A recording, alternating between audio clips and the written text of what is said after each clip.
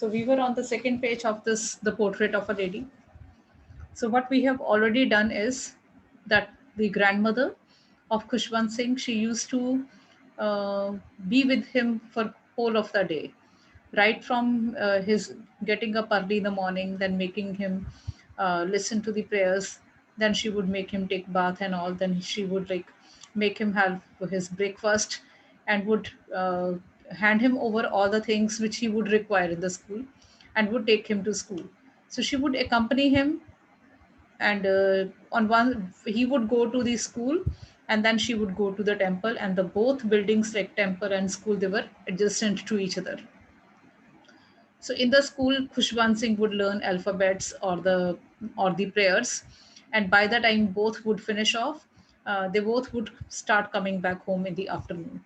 And while going home, grandmother and grandson both would feed the street dogs with the chapatis with which grandmother had brought in the morning from her own home. So grandmother was an epitome of love, care, and sharing, right? And apart from being so pious, so spiritual, she was an epitome of purity, piety, virtues, and at the same time, she was a very caring and affectionate grandmother for her grandson, the one who believed in imparting all values to grandson without letting him also know that what she was doing. So that was when grandmother was in the village, when these people, grandmother and grandson, both were in the village. Why were they in the village? Because Khushwant Singh's parents had gone to city, and they might have thought like first, they might have thought about settling first.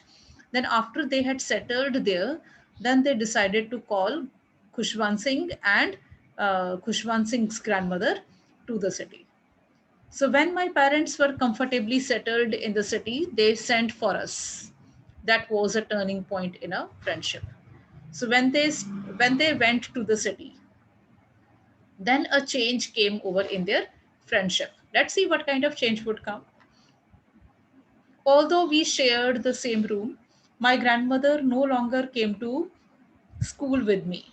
So the first change was that now grandmother could not accompany grandson to school. Why it was there? I used to go to an English school in a motor bus. There were no dogs in the streets, and she took to feeding the sparrows in the courtyard of our city house. So, number one, grandmother stopped accompanying her grandson to school. Second, she did not have the now the she didn't have that privilege to feed the street dogs along with her son. So that also, because there were no street dogs there in the city, so now she started feeding the sparrows in the courtyard of her house, right? So as the years rolled by, we saw less of each other. So as the time passed, they saw less of each other. For some time she continued to wake me up and get me ready for school. When I came back, she would ask me what the teacher had taught me. So it's not that the very same day when they came to city they stopped like having that kind of time which they used to have in the village. Even when they came to city, even then grandmother would wake him up in the morning. She would make him she would help him get ready for school. And when Khushwant Singh would come back, then she would ask him like, what have you learned? So I would tell her English words and little things of Western science and learning, the law of gravity, Archimedes' principle, the world being round, etc. This made her unhappy. She could not help me with my lessons. She did not believe in the things they taught at the English school and was distressed that there was no teaching about God and the scriptures. One day I announced that we were being given music lessons. She was very disturbed. To her, music had lewd associations. It was the monopoly of harlots and beggars and not meant for gentlefolk. She said nothing, but her silence meant disapproval. She rarely talked to me after that. So, children, Khushwant Singh tells us that when they came to city, then there was a turning point in their friendship. So, what was the first reason of their change in relationship? The reason was that one day when Kushwant Singh came home from school, as usual, grandmother asked him like what he had studied. Then he would often tell him like he had learned English words and a few things about Western science and, for example, the law of gravity and Archimedes principle, etc. And these things were the things which grandmother actually did not believe in. She wanted to actually listen like what had he studied, what he had studied, what he had read about scriptures or spirituality from the school, but that he had not got, he had not got any lesson in divinity and all from the school. That was a little disheartening for grandmother. But eventually, when grandmother got to know that her grandson was learning music from the school, that was something which was most upsetting for her. She was very disturbed on hearing this, and she was very disturbed. And because according to her, music had lewd associations. She did believe in she didn't believe in the fact that gentle people should learn music, but she did not protest, she did not say anything to the family. She just became silent.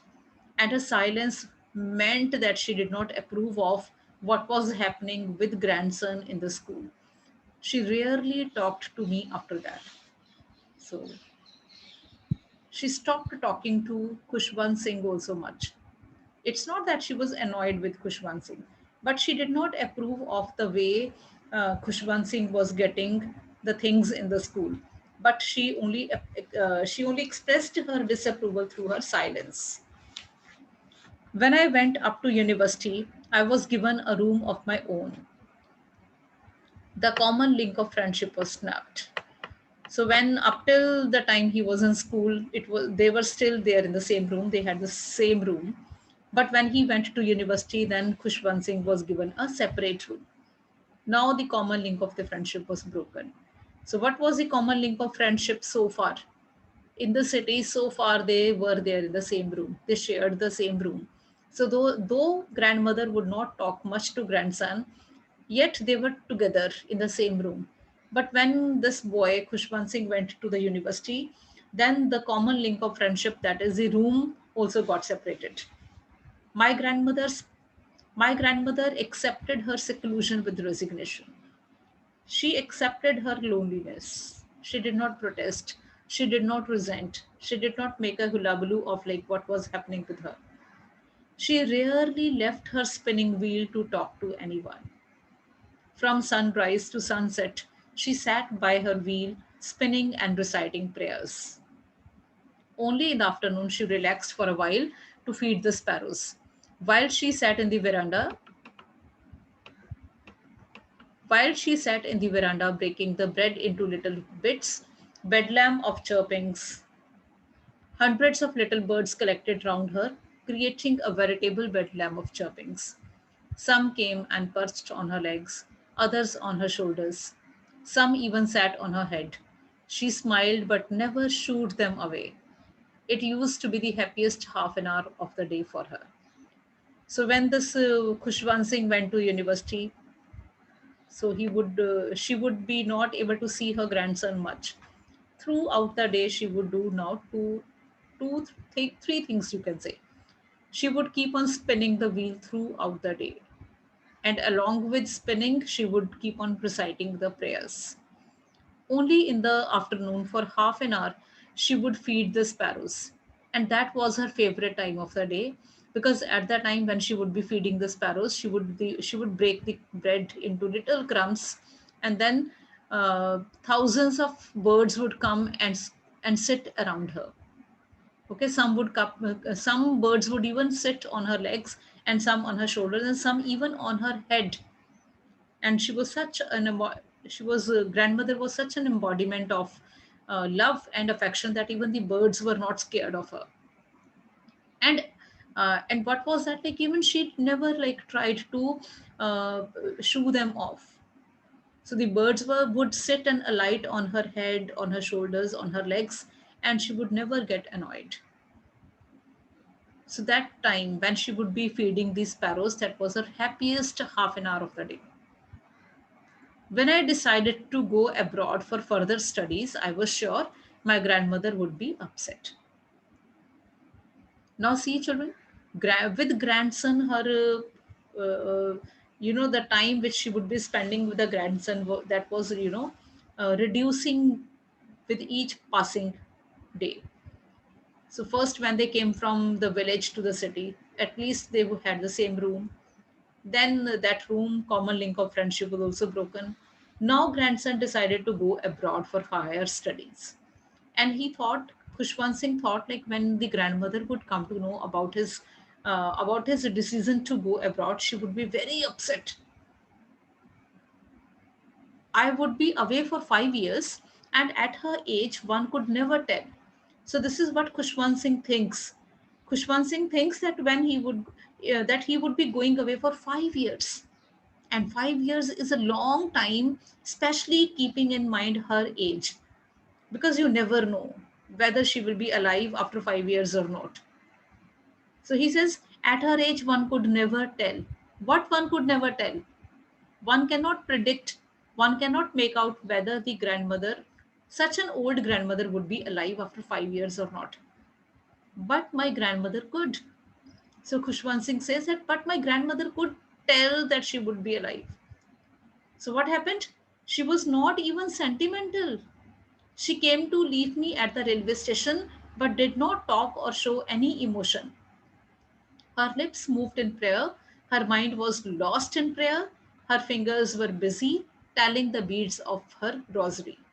Silently, she kissed my forehead, and when I left, I cherished the moist imprint as perhaps the last sign of physical contact between us. So Khushwant Singh had a doubt that maybe when he would come back after 5 years, he would not be able to see his grandmother. But grandmother knew that she would be able to see the grandson. That's why when grandson was going abroad, she didn't become emotional at all. She didn't even talk to him about anything. So when he was leaving for 5 years, she did not become sentimental.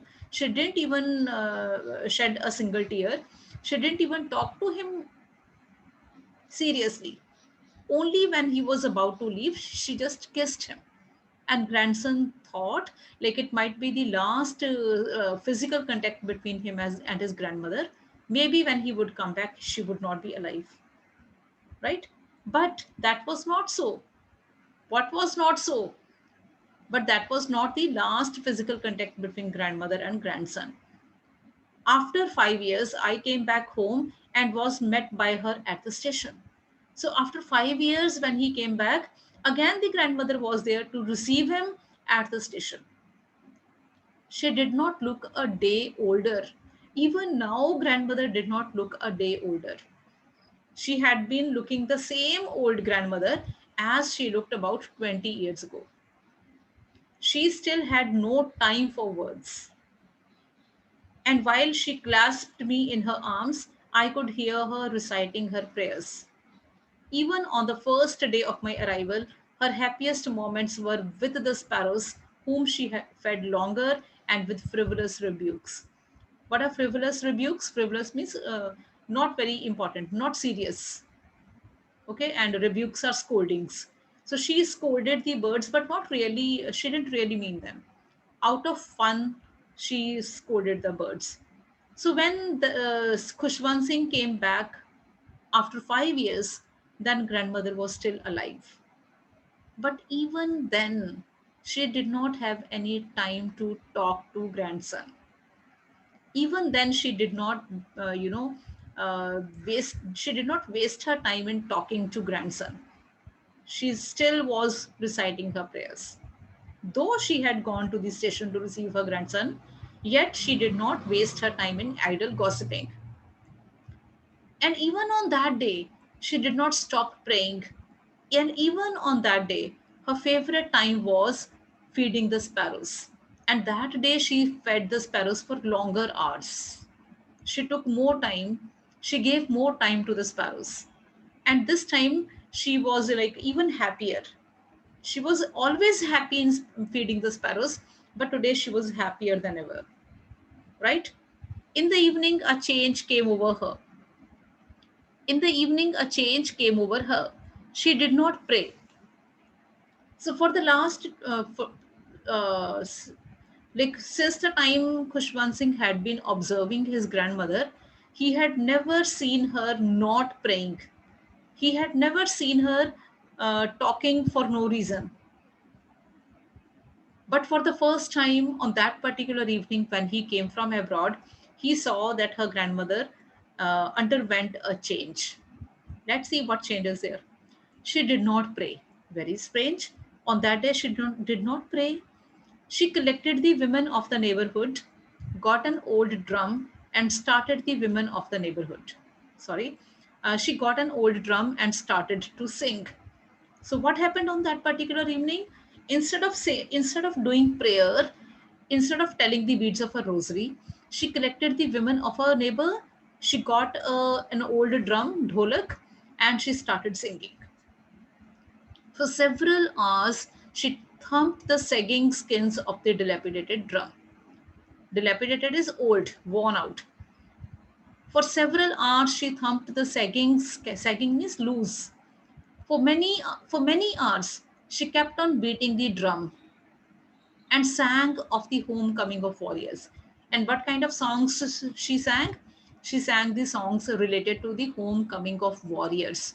Who is the warrior? Here, the warrior is Khushwant Singh, that is her grandson. So, today she was celebrating the arrival of his grandson to home.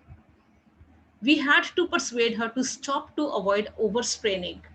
So then the family had to convince her that she should not overstrain. She must not get overtired. That was the first time since I had known her that she did not pray. So that was for the first time grandson Khushwant Singh says that he had seen her not doing any prayer. The next morning she was taken ill. And next morning she became ill. It was a mild fever, and the doctor told us that it would go. But my grandmother thought differently. She told us that her end was near. She said that since only a few hours before the close of the last chapter of her life, she had omitted to pray, she was not going to waste any more time talking to us. So on the second day, the other day, the grandmother became ill. She had fever. Doctor said like it was a mild fever and she'll be all right. But grandmother said no. It was her end had come near. And she told everyone that because she had wasted the last time of her life, so she has no time now to waste. She wanted all her family to go out and she wanted to give time to her prayers. She was not going to waste any more time talking to us. We protested. Why did the family protest? Because the family wanted that she should take rest and she should not overstrain herself even by doing prayers. But she ignored our protest. She did not listen. She lay peacefully in bed, praying and telling her beads. So she was lying on her bed and she kept on doing her prayers and she kept on telling the beads on her rosary. Even before we could suspect, her lips stopped moving and the rosary fell from her lifeless fingers. So before anyone in the family would come to know that she was dying, she left for heavenly abode. What? How did they come to know like she is no more? When the rosary from her hands fell off, when her lips stopped moving in prayer, then family got to know that she was no more. A peaceful pallor spread on her face, and we knew that she was dead. So a peaceful pallor spread on her face. So her face exuded all peace. Her lips stopped moving in prayer, and the rosary fell off. Then family got to know that she was no more because her face showed all peace. So this is how she died. So it was a very peaceful death. We lifted her off the bed and, as is customary, laid her on the ground and covered her with a red shroud. So after her death, the family, removed her from her bed, and as is the custom, they made her lie on the ground and covered her dead body with a shroud. Got it? So after a few hours of mourning, what is mourning? Condolence. So after a few hours of mourning, we left her alone to make arrangements for her funeral. So after some time, the whole family left her dead bodies because they had to make arrangements for her funeral also. In the evening, we went to her room with a crude stretcher to take her to be cremated. So in the evening, the whole family went into her room to take her dead body to be cremated. The sun was setting and had lit her room and veranda with a blaze of golden light. Now, the moment the whole family entered that room where her dead body was, they were all amazed to see the way the sun was lighting up her whole room. We stopped halfway in the courtyard, all over the veranda, and in the room, right up to where she lay, dead and stiff, wrapped in the red shroud. Thousands of sparrows sat scattered on the floor. There was no chirping.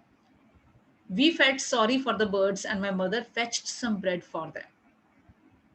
She broke it into little crumbs, the way my grandmother used to, and threw it to them. The sparrows took no notice of the bread. When we carried my grandmother's corpse off, they flew away quietly. Next morning, the sweepers swept the birds' crumbs into the dustbin. So what happened? So after the family, when the family came in the courtyard in the evening to take her dead body for cremation, then they were all surprised to see two things. Number one, the whole of her veranda was all lit up by the sunlight, like even the nature, even the sun god had come to. Uh, it appeared as if the sun god had also come to give tribute to her. And secondly, the all birds, all sparrows, thousands of sparrows, they had all come and they were all perching or alighting by her dead body, by the side of her dead body. It seemed as if the whole all those birds had come to mourn her death, and it was actually so. So the family thought like maybe they had come to take bread. So the mother, Khushwant Singh's mother, brought breadcrumbs and made them into very small pieces the way grandmother used to. And she threw it for the sparrows. But sparrows didn't even look at the breadcrumbs because the sparrows had not come to eat breadcrumbs. They had actually come to mourn the death of grandmother. They were so sad. So then her corpse was taken off. Grandmother's dead body was taken away for cremation, and all the sparrows also flew off silently. And the next morning, the sweeper, swept off all those breadcrumbs.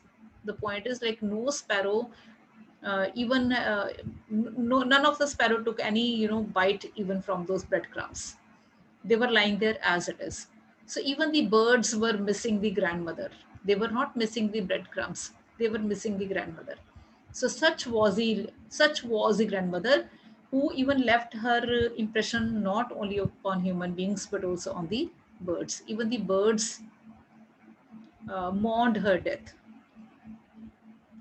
So, so the way the grandmother lived, the way she died, that was an exemplary thing. So that's why Khushwant Singh calls the grandmother as a lady because she lived her life like that of a lady. So, what were the qualities that she was like a lady? She would not speak much. She would not protest. She would not show her anger through words.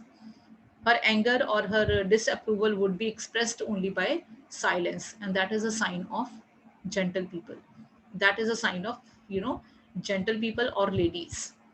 Okay, what do the illiterate women or the men do? They shout, they call other people names.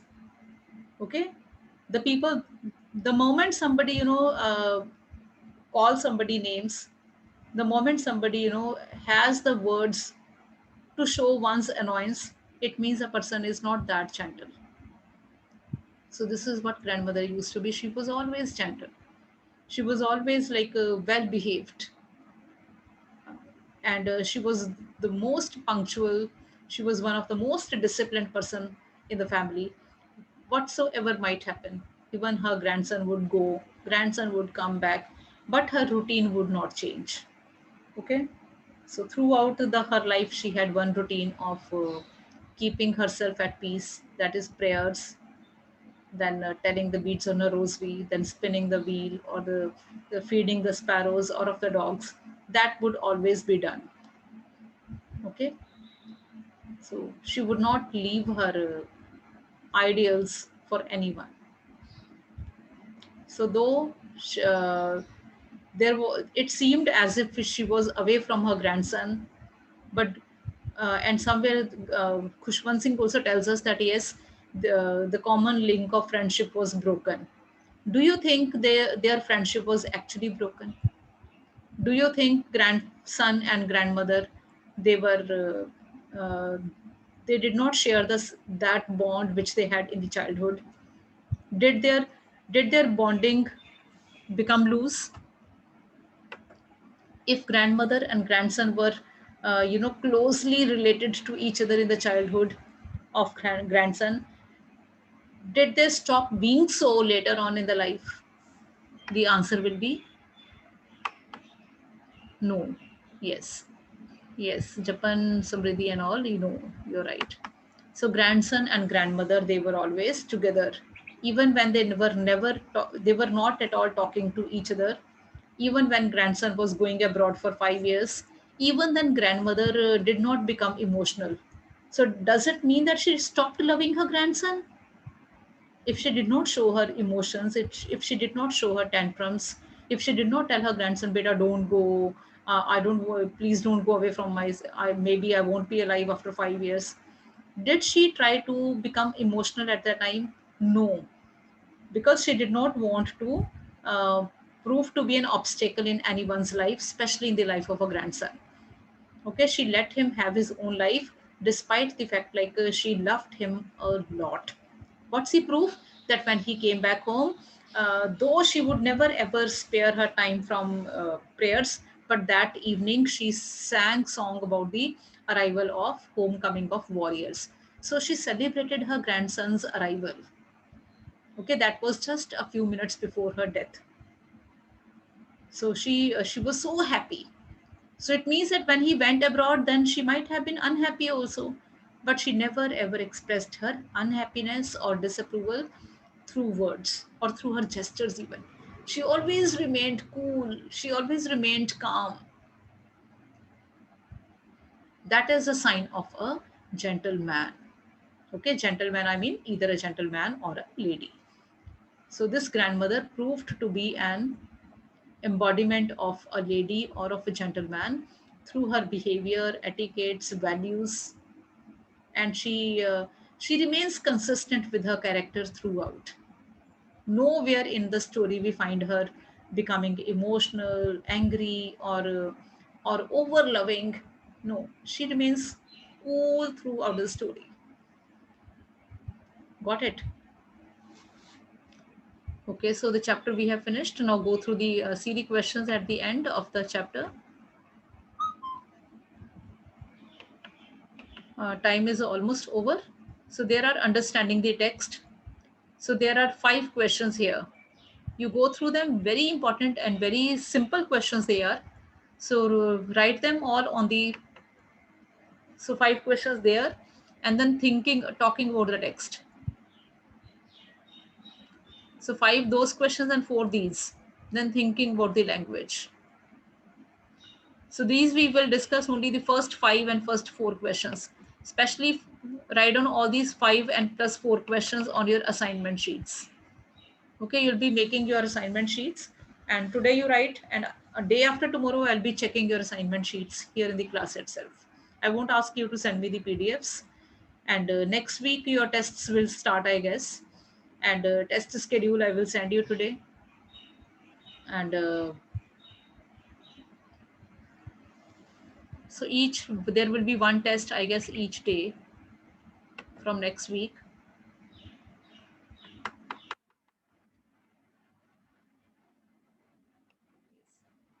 So today you people just go through these questions 5 plus 4, and tomorrow we'll discuss them out. Okay. Is everything going fine, children, with your studies? Any problem? Hmm?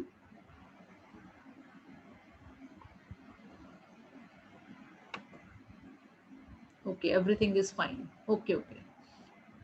Okay, if anyone would have any problem, Not yet, ma'am. There won't be any problem.